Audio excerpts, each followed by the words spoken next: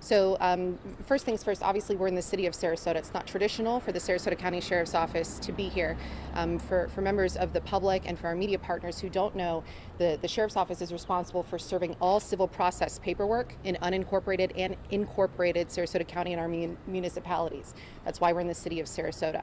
So by way of background, on Wednesday, our civil deputies received a writ of possession indicating that there was an individual in this apartment complex behind me who needed to be evicted from this apartment. By way of background, once again, in September, the individual who lived in this apartment passed away. His family then hired an attorney to begin the process of selling the apartment. Unfortunately, the individual that was living with the owner decided to stay in this apartment and not pay rent. And unfortunately, in many ways, it was kind of squatting in this unit. He was not able to be here. His name was not on the lease. He should not have been here. So the apartment complex with their attorney tried to handle things themselves until it got into the legal process, which began on Wednesday. So on Wednesday, when our agency received that writ of possession, they were going to make contact with the subject. However, the attorney for this apartment complex requested that we wait until Thursday to come and evict this gentleman. Okay, so today's Friday, so dating back 24 hours, yesterday on Thursday at about 9 a.m., we attempted to make contact with this gentleman. I'm still trying to find out if we actually made contact with him or if we only posted the notice on his door. At a minimum, we posted a 24-hour eviction notice on his door yesterday. Okay, so in terms of the civil process, what that means, and the language on there reads, you have 24 hours to remove yourself from this property or you'll be physically removed by law enforcement. Obviously, within the last 24 hours, he did not remove himself. So today, our civil deputies came back. They made entrance into the unit utilizing a key with the attorney. So the attorney was with them. I had 3 deputies who went in there and attempted to make contact with the subject. When they went into the unit, the individual armed himself with a knife and he advanced towards our deputies.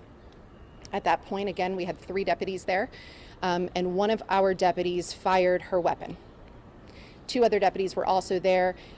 They made verbal commands in an attempt to make the subject de-escalate. Again, he did not. He advanced towards our deputies. He's a 58-year-old black male. I do not have his information yet because next of kin has not been notified. So as soon as I can release his information, I will. What's standard in an officer-involved shooting is our deputies are taken back to headquarters. They're interviewed, and we have an officer-involved investigations team who also leads investigations like this. They're senior detectives who have worked all of our officer-involved shootings, and they will be handling the investigation. Again, this is unique because we're in the city of Sarasota, so in terms of history on this subject, I don't have much. I do.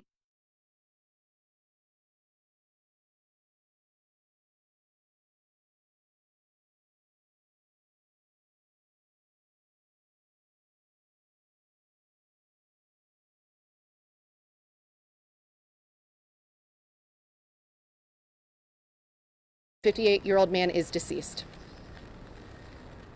Can you talk about, did deputies think that there was going to be some sort of threat since they were coming back with even more deputies and the lawyers here? So that's what I want to find out. Again, we know for sure that yesterday the eviction notice was served 24 hours ago, which means placement of signage on his door. What I don't know is if deputies had any verbal interaction with him yesterday. The same deputies that were involved in today's incident served that paperwork yesterday and posted that sign. We have not been able to interview them yet, so that's something we're hoping to find out in the investigation. Can you just talk about how dangerous it is as deputies go to do this sort of thing on a daily basis? I mean, they're about to prepare for whatever. They absolutely do, and anytime you serve civil process paperwork, it can be a highly emotionally charged interaction, right? So that's why, as I mentioned, there were 3 deputies there. We don't go solo to these calls for service. It's usually emotional. Someone's being removed from their home. In this case, there was a man in this home since September who should not have been there. The apartment complex did everything they could to try to remove him. He chose not to leave, so things had to run through law enforcement. No, it seems like he was the only individual living in the apartment. Part of our issue with next of kin notification is he has no local family. So we're also working to notify, I believe, his daughter who lives somewhere else in the country. So all in all, not a good day for law enforcement. Anytime our deputies have to utilize their weapons, lethal or non-lethal, is not a good day for us. Fortunately, we have senior detectives who are very well trained and versed in officer-involved shootings. So as I mentioned, they're at headquarters. They're going to begin this investigation. As soon as there's more information we can provide, of course we will. How many officers again in total when they arrested the apartment? Today, 3 deputies came and they were accompanied by the attorney who let the deputies in utilizing a key to the unit. What time was that again? The initial call for service came in at 9:10, so that's when we were notified that there was an incident occurring. So I would imagine they probably knocked on the door between 9 and 9:10.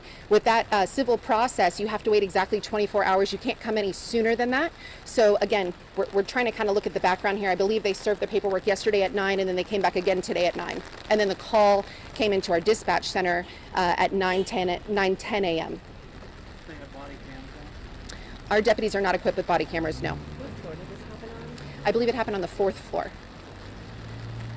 you know how many years has this individual been living there? So I also learned that I believe this individual has been living there for 11 years.